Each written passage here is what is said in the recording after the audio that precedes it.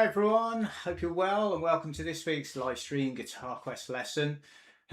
So in this week we are going to be continuing on with GuitarQuest 4. At the end of last week we touched on power chords and root notes and that kind of thing, so we're going to go over that in a little bit more detail today. So hopefully, it was a little bit rushed last week, so hopefully it'll make a bit more sense by the time we've chatted about it today. But before we do that, we're just going to recap a couple of the bits and pieces first. And so before we get started all together, just a quick reminder, if you're on any kind of device that has any notifications that might ping away, then please do turn those off so we get our dedicated guitar time. If there happen to be any children following this video, then I'd recommend having an adult in the room just to help explain a few of the ideas and things like that. And then finally, we've got the chat function. So if you've got any questions and you want to ask as we go through, then please do ask via the chat. Okay, well, let's get started. So we're going to check our tuning. We're tuning by ear, which we've been doing over the course of GuitarQuest 4. So this is our bottom E string. So we just want to make sure that that's in tune with that note. Okay, and then what you're going to do is go to the 5th fret for the note A, and then you compare your open 5th string to that note, and you adjust your 5th string until it sounds the same. I've already tuned mine, so I know that they're pretty close. Once you're happy with that, you would go to the 5th string at the 5th fret, which is the note D. So we're now going to tune our D string to that. So you play the 5th fret and then play the open string, compare it and adjust the 4th string until the two sound the same. Okay, and then we're going to go to the 5th fret on the D string, which is our note G. So the next string we're tuning is the G string. So we're going to play that 5th fret on the 4th string, and then we compare the open 3rd string to it, and then we adjust until we're happy that they sound the same. Then this is the only one that's different. We're going to find the note B on the 3rd string. So this is now the 4th fret, and we compare the open 2nd string to that one. And once we're happy, you adjust the 2nd string, and then once you're happy with it, we assume we're good, and we go to the 5th fret on that 2nd string, on the B string, which is the note E. So we're going to compare our open 1st string to that 2nd string, 5th fret, and then once you're happy, we just adjust. Not making total sense. So you adjust away, and then once you're happy, we check it by playing a couple of chords. So we're just going to start by strumming a G chord. And again, as I've mentioned in previous lessons, what you're listening for is kind of, does the chord sound easy on the ear? You know, once you've played enough, you'll know if it's in tune or not, or at least more or less anyway. If anything sounds a bit discordant, then there's probably either one of your fingers in the wrong place or one of the strings out of tune. So you just go back and double check that. Okay, so that's our G. Let's go for a D, and then E major, and let's have a go at an F chord. We don't normally do an F, I don't think. So that's the one where you have to bar that 1st string across 2 strings. So yeah, it's good practice to try and get that nice and clear. So okay, good stuff. So the last few weeks, as a bit of a warm-up, we've been playing some arpeggio ideas on chords. So we were doing A to D, and then E, and then back to A. And last week I said, perhaps we'll try a couple of different chords. So in kind of similar keeping with exercise 24, what we're going to try is a C chord, but we're going to make it C over G. So you play normal C. But then what you're going to do is move this 3rd finger over to the 6th string at the 3rd fret, and then you put your pinky back down where your 3rd finger was. So that's now at the 5th string, 3rd fret. And what we're going to do is play the 5th string, which is our root. So we know the root is the C. It's a C chord, so C has to be the root note. So if we know the fretboard, which hopefully we know it relatively well by now, then we know that that's the note C, therefore that's our root note. So even though we're making this shape and we've got a note on the 6th string, we're not going to play it first. We're going to start on the C, then play strings 1, 2, and 3, and then we're going to go to the G at the 6th string, which is our other kind of bass note we're going to play. So it's 5th string, 6th,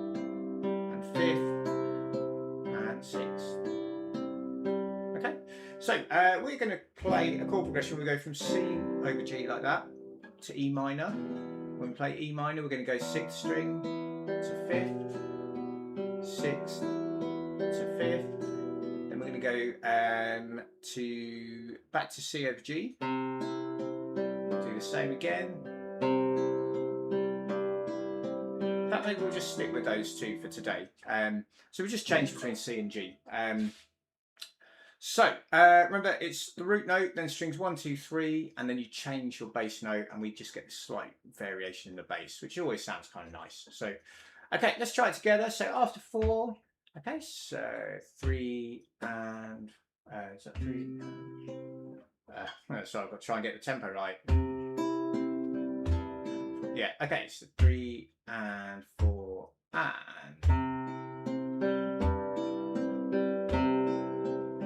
Stay on the C, so 5th string to 6th string.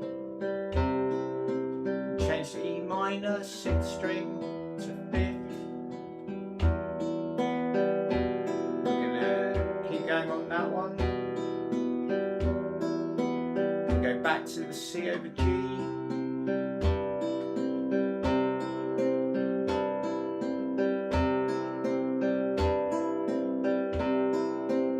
And back to E minor.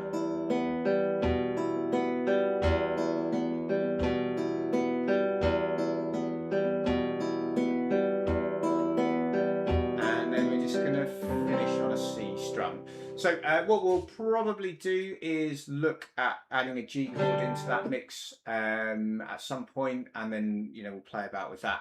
But for now, the warm up really is the right hand. It's getting these fingers moving. So practice that C over G, then to E minor, and obviously the ones we talked about the other week, D to A, A to D, and then E to A again. So yeah, all good stuff. Okay. Right, so the other thing we want to cover off is the A natural minor scale. So this is just revisiting the notes in the 5th position. So we're going to start with the 6th string, 5th fret. That's our note A. I've just seen a couple of comments come through. Yeah, there's a question, well, sort of, someone just saying hello. Pink Man. So yeah, just saying hello. Hopefully you enjoy the lesson. So okay, so our A natural minor then. So we start here. We're going to work our way up to the 1st string 5th fret. This is exercise 19 in the book. So please try and follow along with that. If you're feeling comfortable, then you can say the note names out loud. That again just helps reiterate where all these notes are on the fretboard. So okay, let's go for it. So we're starting on the A. Let me know if you've got any questions as we go through. We've played this for a few weeks, so hopefully it's a relatively, not necessarily comfortable or in your comfort zone just yet, but hopefully you've got a good idea about what's going on anyway. So, okay, so let's start on the A. So here we go, after 4, so 3, 4, and A, B, C, D, E, F, G, A, to the B at the 4th fret, D, back up to the 5th position, then we're going to come back down, so we've got D, C, B, A, G, F, E, D, C, B, and A. Okay, so that was possibly a little faster than we played it the other couple of weeks. Yeah, hopefully it was okay. If it was a bit fast, like this lesson will get put up on my YouTube channel, so you can always watch it back and slow it down a little bit if you need to. Or the other one is I've got it recorded properly as a demo track and backing track, and that on again on my YouTube channel. So just find that one in the GuitarQuest 4 backing tracks playlist. Be exercise 19, I said. And then you can slow it down from there, and it's a slightly better quality recording than what we get on the live streams. So okay, right, we're going to have a look at exercise 24 now. So we did this one last week, so we're going to just have a refresher of this one, and let's get stuck into those power chords again. So remember with this one, it's basically chords And what we're going to do is play a bass note, then the top 3 strings together, and then you come back, and then we're going to change the bass note. So in the case of A minor, we're going to go 5th string, 6th, and we do it twice. We're going to go to that C over G chord that we talked about a few minutes ago. So you go C to G, so 5th string, and then in the second bar we're going to go to the 4th string there, just to mix it up a little bit. Then we go to G. Remember with the G, the bass note is going to be 6th string to 5th string, and whether you play the G with fingers 3 and 4 down or just the 3rd finger doesn't really matter. It's, again, just kind of practice on chords as much as anything. So yeah, so we're on that G,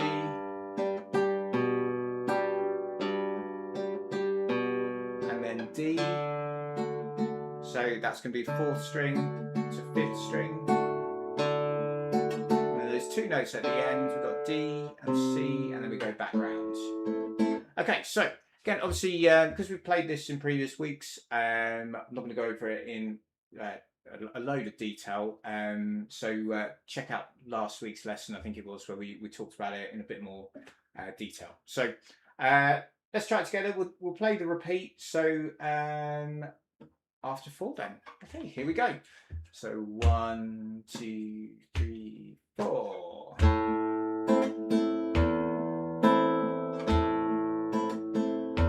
C over G, so 5th string, 4th, G,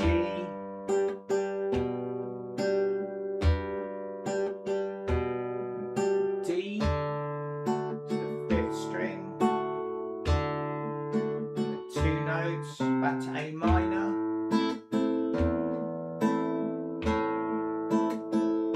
to C,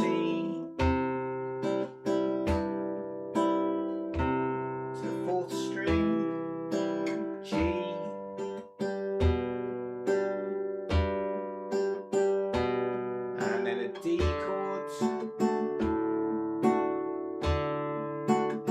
notes, and 5th string and A minor just to round it off.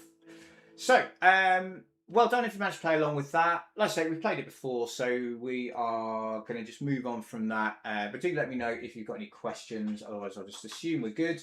And we're going to talk a little bit more about these power chords. So power chords, because there's no open strings in them, we can take the same shape and just move it up and down the fretboard. So the first shape we looked at, if we take the demonstration of A5, so 5th chords, power chords are the same. So when you see something like A5, E5, D5, whatever it happens to be, if it's got a 5 after it like that, it's a power chord.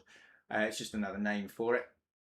So we're going to play 6th string 5th fret with our 1st finger, and then with our 3rd finger we're going to play 5th string 7th fret, and you play the 2 at the same time. So that's the, as you can see in the book, that's the easier version that I've written in there. The slightly more difficult version is to add the pinky finger to the 4th string 7th. So you've got 6th string 5th, 5th string 7th, 4th string 7th. So we could start at any point on the fretboard, it doesn't really matter. I've just picked the 5th fret so that it's, basically if we're down here, you might have to push a little bit harder. So if you come up further up the fretboard, your hand might get a little bit squashed up. So being around the 5th fret always seems like a decent kind of place to start and to practice. So that's our power chord with a root on the 6th string. So to play the one with the root on the 5th string, we just move the entire shape 1 string to the floor. So your 1st finger ends up, in this case, on the 5th string 5th, then your 3rd finger on the 4th string 7th, and your pinky finger on the 3rd string 7th. Obviously that's the slightly more challenging version, so you can not play the pinky and just play those 2. It's kind of your choice a lot of the time. For me, if I was playing power chords, I would probably go for the slightly, well, how I described, slightly more challenging one. So you can just sort of, you just got a bit more to work with because you've got 3 strings rather than 2 strings. So, but it's personal taste, you know, it's what works for you. So those are our power chords. Now the next step is then to learn the root notes. Okay, so the root note is like the note of the chord, for example. So if we are playing an A5 chord, the root note is A. If we're playing a G5 chord, the root note is G. If we're playing a C5 chord, the root note is C, and so on. So hopefully that makes sense. It's a really important idea and something we need to make sense of. So I'm just going to bring that up onto the screen. So hopefully we should be able to see that. So that's the exercise we're going to have a go at in a minute. So when we've got our root on the 6th string, so that's shown in the gold there. Basically, wherever we place it, if we place it at the 1st fret, it becomes an F5. If that's at the 3rd fret, it's G5. 5th fret is A5, and so on. And that doesn't matter whether you're playing the easier shape or the more challenging one. When we come on to the 5th string, the root notes are obviously now on the 5th string. So again, whichever shape you're playing, if you start by playing with your 1st finger at the 2nd fret, that's going to be a B. If you go to the 3rd fret, it's a C, and 5th fret is a D. Now you'll also notice, if I come back to this one, that I haven't written the notes in for every fret. So from our kind of music theory, I suppose we'd say, we know that if you play an F and you go 1 fret higher, it becomes an F sharp. If you play a G and go 1 fret higher, it becomes a G sharp, and so on. So whenever you see any sharp chords, if you know the natural notes, then you can always find where those where the sharps are. And same with flats. So if we had a B at the 7th fret and someone said play a B flat 5, you go, okay, well, I know B's at the 7th, so B flat must be 1 fret lower, i.e. the 6th fret. Or A flat would be, okay, we know A's at the 5th, so A flat would be at the 4th fret, and so on. And then that's exactly the same logic for the notes on the 5th string as well. So it's all kind of, the logic is always the same. It's just a case of learning those root notes. And one of the reasons in this book, I've only shown the natural notes is because if you look this stuff up online, you'll see like people will have written in all the sharps and the flats as well. And I feel like it can be a little bit overwhelming. So just breaking it down to the natural notes and then understanding the logic that a sharp is 1 fret higher or a flat is 1 fret lower, you can find all those other notes, but it just doesn't feel quite as overwhelming. At least that's my thought process anyway. So let me know if you think differently. Always good to know.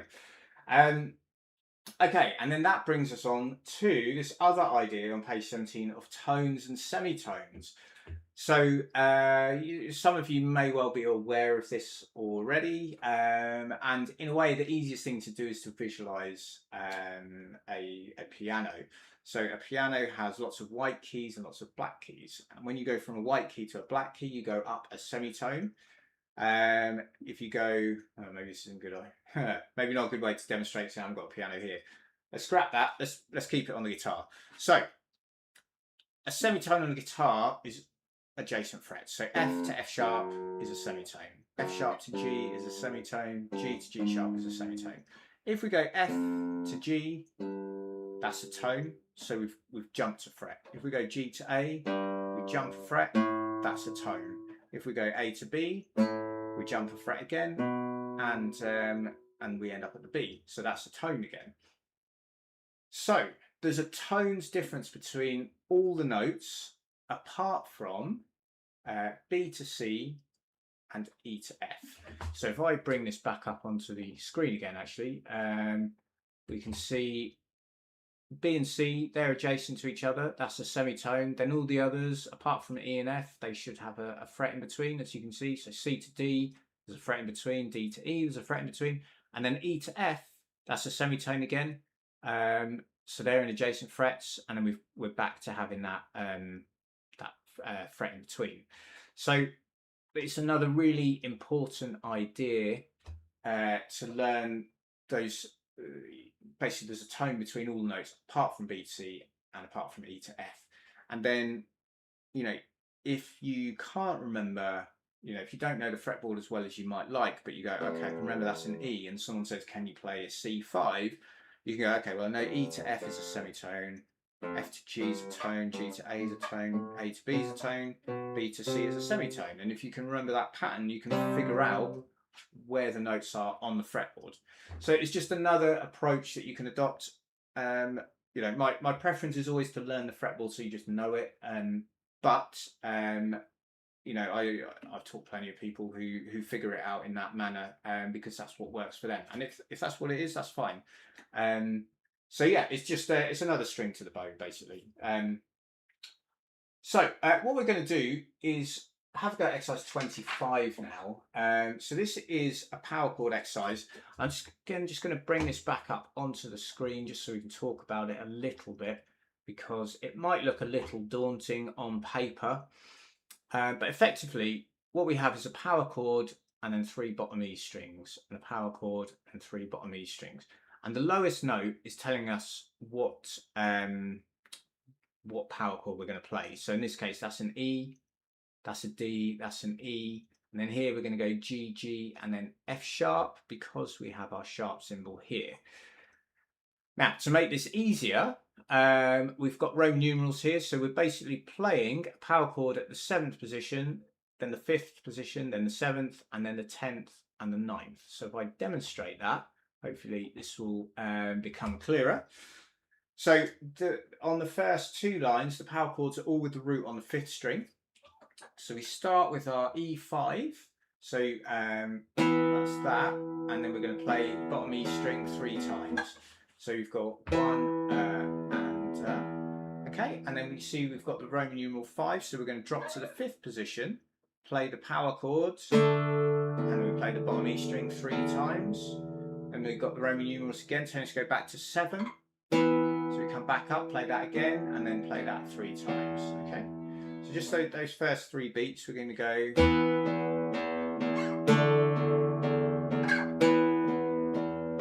Okay. So if you can make this chord shape, it's actually okay. I think if you struggle with the chord shape, this tune's going to be really hard. But it's good practice. So, but yeah, let me know how you're getting on. So. At the end of that bar, we're going to come up to the G, that's at the 10th fret, hence the Roman numerals X. 2 of those, and then down to the 9th fret for our F sharp 5. So, just to demonstrate again, first lines, you've got. I'm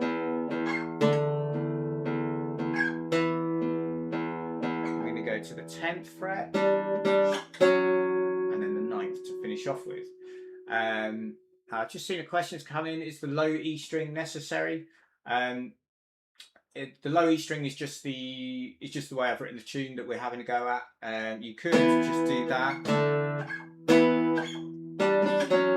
and play it like that. That's fine. You know, it's just a slightly just increases the challenge to add the bottom E string in. So yeah, hopefully that's cleared that up. Okay, so that's the first line. Then the second line is nearly the same. We start off on that E5 again. So remember, root on the 5th string, and then bottom E string 3 times. Then down to the 5th, back to the 7th.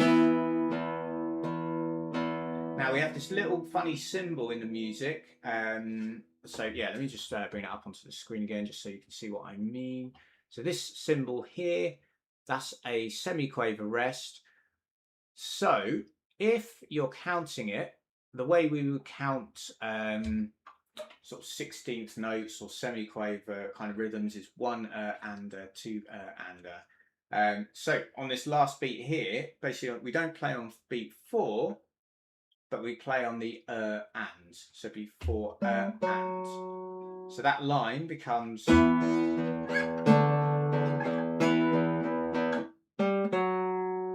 That sort of thing, okay? And those 2 notes, G, 5th string 10th, and F sharp, 5th string 9th fret. So I think I've written those underneath the music just to explain it, because we haven't actually covered those notes thoroughly yet. That's coming up in the next little bit of the book. So yeah, just in reference to beat 4 again, if you prefer using words to help get the timing, say for example you're using a 4-syllable word for each beat, you could use the word caterpillar. So you go caterpillar, caterpillar, caterpillar. Then on the last beat, it'd be caterpillar. So you play on the pill, if that makes sense. So caterpillar. Okay, hopefully that makes sense. And again, it's just one of those things, if you prefer using words, that's brilliant. If you prefer using like counting, that's fine. You might just want to listen to the track and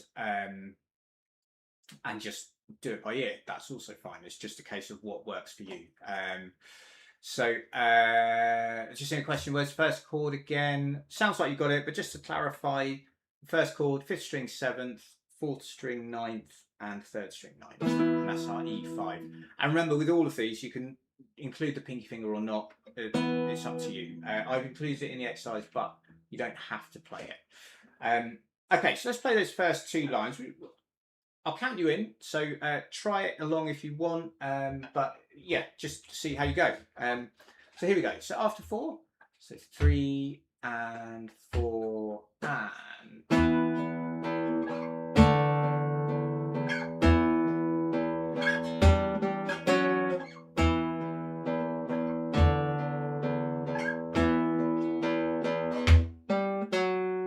Okay, so you might have heard I tap my foot a bit louder on beat 4 there, just so you kind of hear that timing aspect of it. So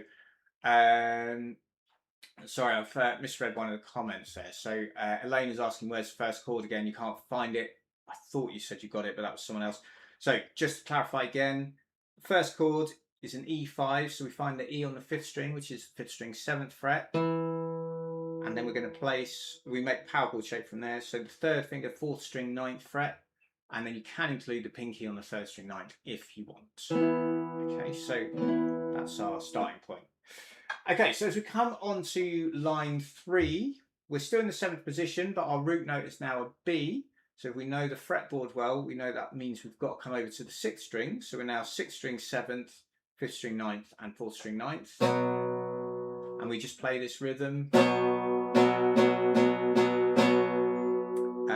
And then we come down to the 5th fret, same rhythm again. Then we come onto the last line. Oh, I've seen a typo there. So on the last line, we come back up to the B. I've just noticed that the typo is, the Roman numeral says 5, but it should say 7 there. So apologies about that if you've got the book. Just add the extra couple of I's in if you like to make it VII to make that clearer, or just write 7th, whatever works for you. Okay, so bars 3 and 4, or the first half of beat bar 4 then, it's going to be come back up to the 7th. Then we've got that little rest again, so it's 4 and sorry, beat 3, so it's 3 and 4. Okay, so and that last chord is at the 10th fret, so that's 6th string 10th, and the other 2 fingers are at the 12th fret on strings 4 and 5. Okay, so let's try bars 3 and 4, sorry, together. So after 4, okay, so 3 and 4 and. 5th fret, back to the 7th, up to the 10th. Okay, so hopefully that makes sense. Got the DCL coda instructions, so we go back to the beginning, we play the first 2 lines again, and then we drop down onto the coda, and the coda is just the E5, so the same as the starting chord. So that's the root, 5th string 7th, and then the other 2 fingers at the 9th fret on the 3rd and the 4th strings. And we're going to strum strings 6, 5, 4, and maybe 3 if you're making that full power chord shape. If you're not, it'd be 6, 5, and 4. Okay, so I'll play through it in its entirety. You're welcome to try and join in, and then we'll put the track on and have the music up on the screen in the usual way. So yeah, good luck if you're going to play along, and we'll see how we go. Okay, so after 4, okay, so 3 and 4 and.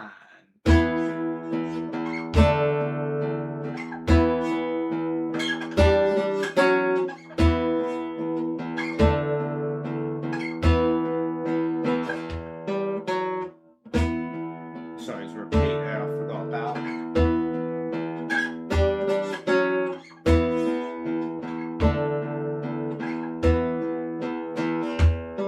Bar 3.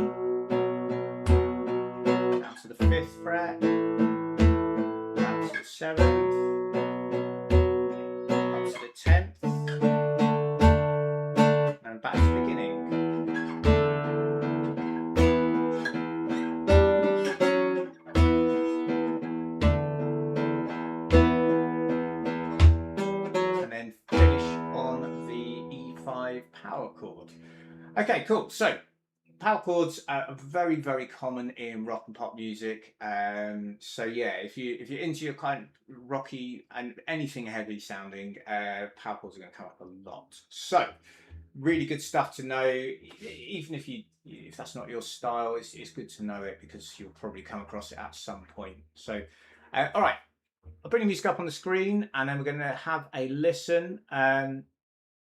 So here is the song. So I hope you enjoy it.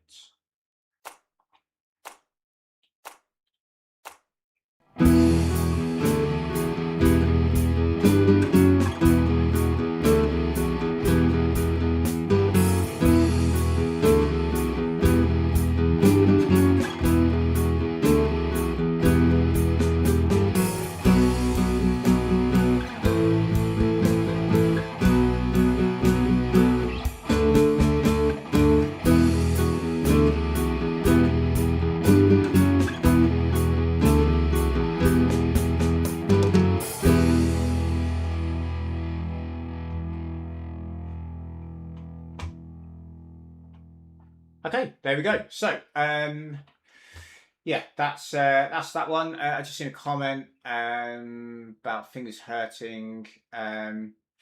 So, should you stick to open chords? It really depends where you're at on your guitar journey. So, when you start playing guitar, you know, if you can think back, you know, I don't know how long you have been playing, but when you start and you think back, you probably remember that your fingers hurt when you played anything. You know, after a bit of practice, they'd be all right initially, and then they'd start hurting a bit. That's totally normal. When you start with your open chords, you know, G's and E's and that, you probably found they hurt a little bit, and then you get used to them and you don't think anything of it. And power chords, you know, what it sounds like is if that's the next step of your journey, you know, and there's power chords are just kind of the start really. There's a lot of other chords that will use similar kind of ideas that we will be talking about in future. So yeah, that it might hurt a little bit. I would always just kind of encourage you to just kind of be sensible with it really. So do when you're practicing, just do a little bit and then have a break and then come back to it. And it's like doing weight training. It's like you don't jump in and just do really heavy weights and stuff. You would start a little bit lighter and then work your way up. And it's basically the same kind of thing. But yeah, it's challenging. But if you stick with it, you will get it. You know, it's just one of those things really. So I hope that helps. Anyway, I hope it answers a couple of questions there. So. And that's a good place for us to finish up for today, I think. So, yeah, if you enjoyed the lesson, please do give it a thumbs up. We'll be back again next week. We'll revisit this, and then in GuitarQuest 4, we're moving on to playing notes in the 7th position. So it's going to be a whole load of new notes to try and get to grips with. Yeah, basically, best luck with the practice. If you know anybody you think might like some of these lessons, then please do point them in the direction of my YouTube channel. This lesson will go up on there. All the backing tracks are on there as well. And yeah, that's pretty much it really.